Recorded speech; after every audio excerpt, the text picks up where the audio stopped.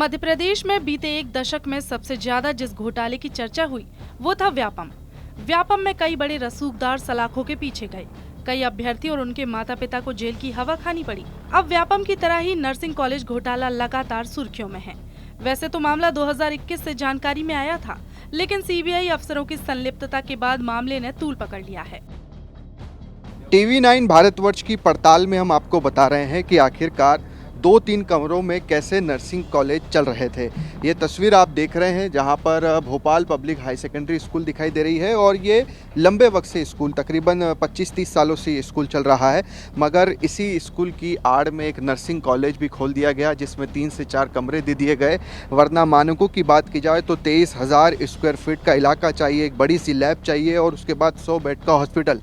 सिर्फ महज 30 बेड का हॉस्पिटल बताया गया और उसके बाद इस तरह से 2-4 कमरों में ये पूरा कॉलेज चलता रहा। और ये सिर्फ एक कॉलेज की दास्तान नहीं है, बल्कि दर्जनों ऐसे कॉलेजेस हैं जहां पर इसी तरह का हाल हमने देखा है। 1 लाख से ज़्यादा स्टूडेंट्स परेशान हैं। 3 सालों से एग्ज़ाम नहीं हुए, अब जाकर एग्ज़ाम शुरू हुए हैं। अभी तक ये नहीं तय हो पाया है कि वो फर्स्ट ईयर में थे तो अब थर्ड ईयर में है, और जो 3-4 साल की डिग्री है वो क्या 7 साल में होगी। ये सारी चीज़ों पर भी सवाल बने हुए हैं। छात्र काफ़ी परेशान है और सबसे बड़ी बात कि जिस पूरे मामले की इंक्वायरी के लिए सीबीआई को अपॉइंट किया गया, उसी सीबीआई ने भी इस घोटाले में घोटाला कर दिया और अब सीबीआई के आला अफसरों को इस पूरे मामले की जांच करनी पड़ रही है। आइए सबसे पहले आपको बताते हैं इस पूरे घोटाले का खुलासा कैसे हुआ था। मामला तब जानकारी में आया था जब एक शिकायत के आधार पर 2021 में नर्सिंग कॉलेजों की जांच की गई थी। शिकायत में कहा गया कि सिर्फ 4 कमरों में कॉलेज चल रहे हैं, ना तो कॉलेज में लैब है और ना ही 100 बिस्तर का अस्पताल। कई कॉलेज में तो एक ही फैकल्टी का नाम लिखा हुआ है। ग्वालियर हाईकोर्ट के निर्देश के बाद 364 नर्सिंग कॉलेजों की जांच सीबीआई को सौंपी गई, तो लगा जरूर कोई बड़े खुलासे होंगे, मगर किसे पता था कि सीबीआई के जो अधिकारी जांच कर रहे हैं वो ही भ्रष्ट निकल जाएंगे। मध्य प्रदेश का व्यापम स्कैम तो आपको याद ही होगा, मगर अब मध्य प्रदेश में व्यापम से भी बड़े स्कैम का विपक्ष दावा कर रहा है। दरअसल मध्य प्रदेश का ये सबसे बड़ा नर्सिंग घोटाला है। आपको बारीकी से टीवी 9 भारतवर्ष बताएगा कि आखिरकार इस घोटाले में क्या हुआ। सबसे पहले ये तस्वीर आप देखिए। इस स्कूल का नाम Bhopal public higher secondary school है और यहीं पर एक नर्सिंग कॉलेज चल रहा था जिसका नाम है APS academy of nursing and science. हालांकि जब हम यहाँ पर पहुँचे हैं तो इसका नाम बदल दिया गया है, केपी इंस्टीट्यूट ऑफ नर्सिंग बता दिया गया है। मध्य प्रदेश को अजब गजब कहा जाता है और इस अजब गजब मध्य प्रदेश की दास्तां आपको बताते हैं कि नर्सिंग घोटाला होता है। कोविड के बाद कई ऐसे कॉलेजेस हैं जो 2-2, 3-3 कमरों में चल रहे हैं, जिसकी जांच पड़ताल होती है, याचिका लगती है और उसके बाद ये कहा जाता है कि ये तो 300 से ज़्यादा नर्सिंग कॉलेज हैं, इस पूरे मामले को सीबीआई को सौंप देना चाहिए। 2022-23 में सीबीआई इंक्वायरी होती है, सीबीआई अपने हाथों में केस लेती है, जांच पड़ताल करती है। 160 से ज़्यादा ऐसे नर्सिंग कॉलेज हैं जिससे सीबीआई ने एक तरह से क्लीन चिट दिया, या यूँ कहा है कि ये सुटेबल है। ये डॉक्यूमेंट्स हमारे हाथ में एक्सक्लूसिव जिसमें आप देख रहे हैं, इसी कॉलेज का नाम है APS academy of nursing and science Bhopal, जिसे सुटेबल करार दिया गया है। अब आप देखिए कि सबसे कोई भी घोटाला होता है तो विपक्ष की मांग यही होती है, या जो भी पीड़ित हो उसकी मांग यही होती है कि इस पूरे मामले की सीबीआई जाँच होनी चाहिए। इस पूरे मामले की, इस पूरे घोटाले की सीबीआई जाँच होती है और सीबीआई जांच के बाद ये पता चलता है कि सीबीआई ने इस घोटाले में घोटाला कर दिया है, यानी कि घोटाले में भी एक बड़ा घोटाला या महा घोटाला। सीबीआई के ऑफिसर्स पर यह आरोप लगा है कि उन्होंने इस तरह के जो नर्सिंग कॉलेजेस चल रहे थे, जो कि एक तरह से मान्यता जिन्हें नहीं दी जा सकती थी, सुटेबल नहीं थे, उन्हें पैसे लेकर, रिश्वत लेकर सुटेबल करार दिया गया। और उसी एक कॉलेज में इस वक्त हम हैं। ये आप तस्वीरें यहाँ पर देखिए कि आपको सारी चीज़ें यहाँ पर दिखाई देगी। ये कॉलेज का नाम देखिए, KP memorial college of nursing Bhopal, और इन्हीं 2-3 कमरों में ये कॉलेज चल रहा था। और ऐसे एक नहीं बल्कि दर्जनों ऐसे कॉलेजेस हैं जो सिर्फ 2 या 3 कमरों में ही चल रहे थे। अब इनके मानकों की बात की जाए तो 23,000 स्क्वायर फीट से ज़्यादा का एरिया होना चाहिए और साथ ही साथ एक बड़ी सी लैब होनी चाहिए, 100 बेड का हॉस्पिटल होना चाहिए, मगर ये सारी चीज़ें आपको यहाँ पर दिखाई नहीं देगी। सिर्फ 2-4 कमरे आपको दिखाई दे रहे हैं और उसी में ये कॉलेज चल रहा था। तो इस तरह से पहली बार हुआ जब किसी मामले की जांच सीबीआई कर रही है मध्य प्रदेश में, और सीबीआई पर ही आरोप लगा, यूं कहें कि सीबीआई के अधिकारियों की ही जांच सीबीआई के बड़े अफसरों ने की और उसके बाद अब कई अधिकारियों की इसमें गिरफ्तारी भी हुई है। मध्य प्रदेश का जो सबसे बड़ा घोटाला जिसे विपक्ष कह रहा है नरसिंह घोटाला, उसे उजागर करने में कांग्रेस के युवा नेता रवि परमार का भी बड़ा हाथ रहा है। उनसे बातचीत करते हैं। रवि, 3-4 सालों से हम देख रहे हैं आप इस पूरे घोटाले का फॉलोअप कर रहे हैं। अभी सीबीआई अधिकारी जिस तरह से गिरफ्तार हुए हैं, क्या अपडेट है आपको, इसमें क्या क्या हुआ? देखिए, निश्चित तौर पर मध्य प्रदेश में एक बड़ा नर्सिंग फर्जीवाड़ा चल रहा था। ये खेल फर्जी नर्सिंग कॉलेजों को कागजों में मान्यता देने का चल रहा था। जिस तरह से मध्य प्रदेश के फर्जी नर्सिंग कॉलेजों को मान्यता दी गई थी, उसके बाद लगातार हमने कॉलेजों की वास्तविक हकीकत देखकर ग्राउंड रिपोर्ट करी थी और कॉलेजों की शिकायत की थी। शिकायत के बाद हाईकोर्ट ने कई रजिस्ट्रारों पर कार्रवाई की थी, उनको हटाया था। उसके बाद माननीय उच्च न्यायालय ने सीबीआई जाँच के आदेश दिए थे। लेकिन जिस देश की एजेंसी, जो कि सबसे बड़ी जाँच एजेंसी है, जिस पे देश भरोसा करता है, देश की जनता भरोसा करती है, उसी जांच एजेंसी के अधिकारियों ने फर्जी नर्सिंग कॉलेजों के मान्यता में, मतलब नर्सिंग कॉलेज का फर्जीवाड़ा करोड़ों रुपए का, अरबों रुपए का था, जिसमें कि सीबीआई के अधिकारियों ने भी गोते लगा लिए। इस सीबीआई के अधिकारियों ने फर्जी नर्सिंग कॉलेजों को, जहां एक बिल्डिंग में 2-2, 3-3 कॉलेजों को कागजों में नर्सिंग कॉलेज थे, उनको सुटेबल बता दिया था अपनी लिस्ट में, जिसकी शिकायत हमने सीबीआई के आला अधिकारियों और प्रशासन और माननीय उच्च न्यायालय से की थी। उसके बाद दिल्ली सीबीआई ने एक बड़ी कार्रवाई की और इन लोगों को ट्रेप करके रंगों हाथों गिरफ्तार किया। अभी तक 13 लोगों की गिरफ्तारी हो चुकी है। अब जब पूछताछ होगी इन लोगों से तो कई बड़े लोगों की इसमें गिरफ्तारी होगी और आगे भी इस मामले में, पूरे मामले में गिरफ्तारी होना है। कल भी रतलाम में एक नर्सिंग कॉलेज की संचालक है, उनसे पूछताछ की गई, लेकिन उनके पास से ऐसे कोई साक्ष्य नहीं मिली है। इसके बाद तो सीबीआई ने उनको छोड़ दिया। इसलिए सीबीआई लगातार दबिश दे रही है और पुलिस, दिल्ली की टीम है सीबीआई की विजिलेंस की, जो कि हर जगह पूरे मामले को ट्रेप करके जांच कर रही है। जिस तरह से नर्सिंग फर्जीवाड़े में हमने, बताएं रवि कि आप भी उन कॉलेजेस में गए थे जहां पर आप लोगों ने भी पड़ताल हमने शुरुआत में देखी थी। देखिए, निश्चित तौर पर हम भी उन लोगों में गए, उन कॉलेजों में गए थे हम लोग। और ये एक एपीएस एकेडमी है जिसमें स्कूल भी संचालित होता है, एक और कॉलेज चलता है। एक ही बिल्डिंग में 2 नर्सिंग कॉलेज, केपी मेमोरियल और एपीएस एकेडमी, और एक स्कूल भोपाल पब्लिक स्कूल, मतलब एक ही बिल्डिंग में इतनी चीजें चलाई जाना जो कि नियम विरुद्ध है। और जिस तरह से नर्सिंग कॉलेज का नियम है कि 23,000 स्क्वायर फीट में होना चाहिए, जो कि वो नहीं था। उसके बाद 100 बेड का अस्पताल होना चाहिए, लेकिन इसका एम्पायर करके हॉस्पिटल तो है, लेकिन वो सिर्फ 30 बेड का, 100 बेड का नहीं है। तो ऐसे में इनने पूरी तरह से नियमों को तार करके, जबकि कितने स्टूडेंट्स का भविष्य एक तरह से खतरे में, एग्जाम भी 3 साल बाद हुए हैं। 1 लाख से ज्यादा स्टूडेंट है नर्सिंग के, जिनका भविष्य अभी खतरे में है। एग्जाम हालांकि माननीय उच्च न्यायालय के बाद, आदेश के बाद हो रहे हैं। वो तो शुक्रगुजार है कि सीबीआई के इन अधिकारियों की गिरफ्तारी के पहले परीक्षाएं शुरू हो गई। अगर ये पूरा मामला पहले ही खुल जाता तो छात्रों की परीक्षा और टल सकती थी। मतलब छात्र 4 साल से इंतजार कर रहे थे, अब शायद 1 साल और इंतजार करना पड़ता। लेकिन माननीय उच्च न्यायालय के आदेश के बाद परीक्षा चल रही है और परीक्षा सभी छात्रों की हो रही है। लेकिन सीबीआई ने जिस तरह से इस पूरे मामले में फर्जीवाड़ा किया है, तो इससे पूरी जो सीबीआई की रिपोर्ट थी, 308 नर्सिंग कॉलेजों की सीबीआई ने हाईकोर्ट में रिपोर्ट सौंपी थी, जिसमें 169 कॉलेज को सुटेबल बताया था, 73 में कमियां बताई थी, जिसमें मध्य प्रदेश सरकार के सरकारी नर्सिंग कॉलेज 9 नर्सिंग कॉलेज है, जिसमें भोपाल का गांधी मेडिकल कॉलेज है, भोपाल का बीएचआरसी कॉलेज है, इसमें कमियां है। वहीं 66 कॉलेज ऐसे थे जिनको अनसुटेबल बताया था, मतलब चलाने योग्य नहीं है। उसमें अभी वर्तमान में चिकित्सा शिक्षा मंत्री राजेंद्र शुक्ला जी के गृह जिले रीवा का गवर्नमेंट नर्सिंग कॉलेज है, रीवा गवर्नमेंट नर्सिंग कॉलेज, उसको सीबीआई ने अनसुटेबल बताया था, जो कि चलने के योग्य नहीं है। मतलब सीबीआई के अधिकारियों को भ्रष्टाचार की भेंट चढ़ते थे। नर्सिंग फर्जीवाड़े के जो करोड़ों रुपए का भ्रष्टाचार था, उसमें वो गोते लगा रहे थे। इसलिए सरकारी जो कॉलेजेस थे उनमें उनको कमियां दिखाई दे रही थी, जो लाखों रुपए, करोड़ों रुपए रिश्वत दे रहे थे। लगता है व्यापम से ही बड़ा घोटाला है। देखिए, निश्चित तौर पर यह व्यापम से बड़ा घोटाला है, क्योंकि इसमें करोड़ों रुपए का और अरबों रुपए का ये घोटाला है। इसमें लाखों छात्रों का भविष्य आज अंधकार में है और इसमें कई सैकड़ों लोगों की गिरफ्तारी होगी आगे। तो कुल मिलाकर आप देखिए कि नर्सिंग कॉलेज खोलने के लिए सबसे पहले रिश्वत दी गई, उसके बाद पुलिस इस पूरे मामले में आती है। फिर आपने कहते हुए सुना ही होगा कि इस पूरे मामले की जांच सीबीआई को करनी चाहिए। जब सीबीआई इस पूरे मामले की जांच करती है तो सीबीआई ही इसमें भ्रष्टाचार करती है और सीबीआई के बड़े अफसर, सीबीआई के जो जांच अधिकारी थे उन्हें गिरफ्तार करते हैं। फिलहाल इस पूरे मामले की जांच जारी है।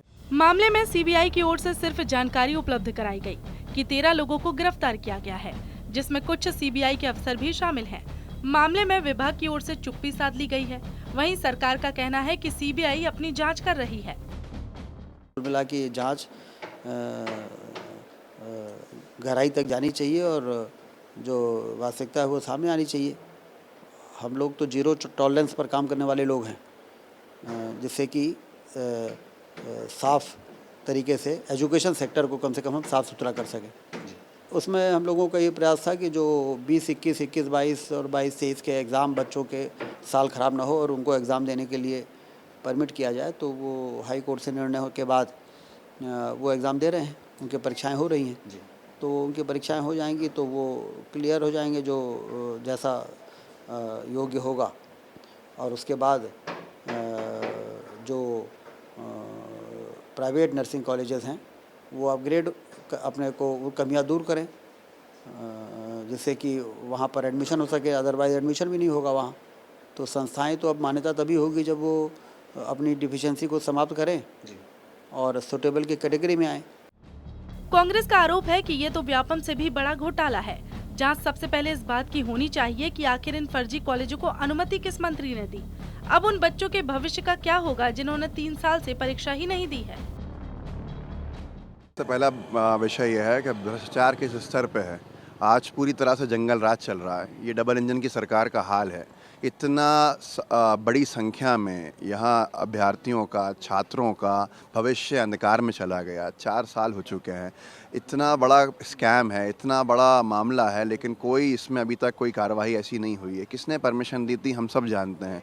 आज भी वो मंत्री बने बैठे हैं मध्य प्रदेश की सरकार में, उनको दोबारा इनाम दिया गया। व्यापम से बड़ा घोटाला है। सीबीआई आती है, सीबीआई के खुद अधिकारी भ्रष्ट पाए जा रहे हैं। तो ये किस तरह, किस दिशा में हम जा रहे हैं, ये कई सारे सवाल खड़ा करता है। आज की तारीख में मध्य प्रदेश का युवा इस उम्मीद पर बैठा है कि ऐसे लोगों पर कार्रवाई होगी जिन्होंने नर्सिंग घोटाले को अंजाम दिया, जिन्होंने नर्सिंग घोटाले के लोगों को बचाने के प्रयास किए, जिन्होंने रिश्वतखोरी में अपने आप को धकेला, उन तमाम लोगों पे। और ये इतना बड़ा घोटाला है कि मुख्यमंत्री तक स्तर के इस पे मामले में सामने आएंगे आगे आने वाले समय में। मध्य प्रदेश का नर्सिंग कॉलेज घोटाला, जिसे हम अब तक का सबसे बड़ा घोटाला कहें तो ये कहना गलत नहीं होगा, क्योंकि इस घोटाले में घोटाले होते जा रहे हैं। इस पूरे घोटाले की जांच सीबीआई कर रही थी, मगर सीबीआई के बड़े अधिकारी ही रिश्वत लेते हुए गिरफ्तार हुए हैं। सारी चीज़ें तो चल ही रही है, मगर सबसे बड़ा सवाल अब अगर किसी चीज़ को लेकर है तो वो 1 लाख से ज़्यादा छात्र छात्राओं के भविष्य को लेकर है। 3-4 सालों से एग्ज़ाम्स नहीं हुए हैं, स्कॉलरशिप नहीं मिल रही है, और सबसे बड़ा जो सवाल है कि 4 साल की डिग्री क्या अब 7 साल में पूरी होगी, इसको लेकर सरकार क्या सोच रही है। 3 सालों से ये फर्स्ट ईयर में है, 3 सालों का खर्चा कैसे चल रहा है। कई ऐसे बच्चे हैं जिनके पिताजी मजदूरी करते हैं, किसान हैं, वो कैसे भोपाल में सर्वाइव कर रहे हैं, उनसे बातचीत ही करते हैं। कई स्टूडेंट्स हमारे साथ हैं। आपका क्या नाम है? सर मेरा नाम संजू वर्मा है, मैं राजगढ़ ज़िले से बिलोंग करती हूँ। सर हमारे साथ ये प्रॉब्लम है कि हम 3 साल से एक ही क्लास में पढ़ते आ रहे। हमारे परिवार जैसे कि मेरी शादी हो गई तो हमारे मतलब ससुराल वाले पूछते कि बहू के कितने दिन और बचे हैं, मतलब रास्ते में पड़ोस वाले सब पूछते कि कितने दिन और बचे। और सर हमारी एक ऐसी मतलब मैं ऐसी जगह से निकल कर आई जहाँ से मतलब यहाँ तक आना बहुत ही मुश्किल है। और अब अगर ऐसा हो रहा है तो फिर क्या ही करें कि मतलब हमारे भविष्य का क्या होगा, कब हमारी डिग्री कंप्लीट होगी। हमारे घर वाले सोच रहे हैं कि 1 साल में मतलब हम आ जाएंगे वापस, तो कुछ मतलब घर का खर्चा हो जाएगा। सर मेरी मम्मी भी मजदूरी करती है, मेरे पापा भी मजदूरी करते हैं, और मेरे हस्बैंड जो है वो भी मजदूरी करके मेरे को यहाँ तक पहुँचाया मतलब उन्होंने। तो सर यही आपसे उम्मीदें हैं कि आप जल्दी से नौकरी करेंगी, घर में हाथ बटाएंगी। Yes sir. अभी आप फर्स्ट ईयर में ही हैं 3 साल। Yes sir. ये देखिए, ये हाल है यहाँ पर फर्स्ट ईयर में। और भी कुछ स्टूडेंट्स हैं। आपका क्या नाम है? सर मेरा नाम है शैलेंद्र तिवारी, मैं रीवा से हूँ। सर जैसा कि अभी हम देख रहे हैं कि अभी बहुत मुश्किल से जो हमारा 20-21 बैच है उसके एग्ज़ाम स्टार्ट हुए थे। तो सर अब हमें न्यूज़ देखने को मिल रही है कि सीबीआई के फिर कुछ घोटाले हो रहे हैं, जिनकी वजह से अब हमें ऐसा लग रहा है कि आगे के एग्ज़ाम भी रुक जाएंगे। तो वैसे ही बहुत मुश्किल से एक उम्मीद दिखी थी कि अब एग्ज़ाम हो रहे हैं, अब हमारे भी एग्ज़ाम होंगे, जिससे कंटिन्यू मतलब हमें लगा था कि अब हम 4 साल या उससे थोड़े से समय में अपनी डिग्री कंप्लीट कर पाएंगे। लेकिन अब ये सब देख के लग रहा है सर कि एग्ज़ाम फिर से रोक दिए जाएंगे। फिर से वही चीज़ें होंगी जो अभी तक चलती आई थी। सर हम जो हैं तो हमने कई सारे मतलब जैसे हमारे यहाँ से गवर्नमेंट के कई सारी पॉलिसीज़ वो सब होती थी। पल्स पोलियो अभियान में भी हमने काम किया है, वैक्सीनेशन में भी हमने काम किया है, तो बहुत सारी चीज़ें थी, लेकिन वो सब चीज़ें भी हुई।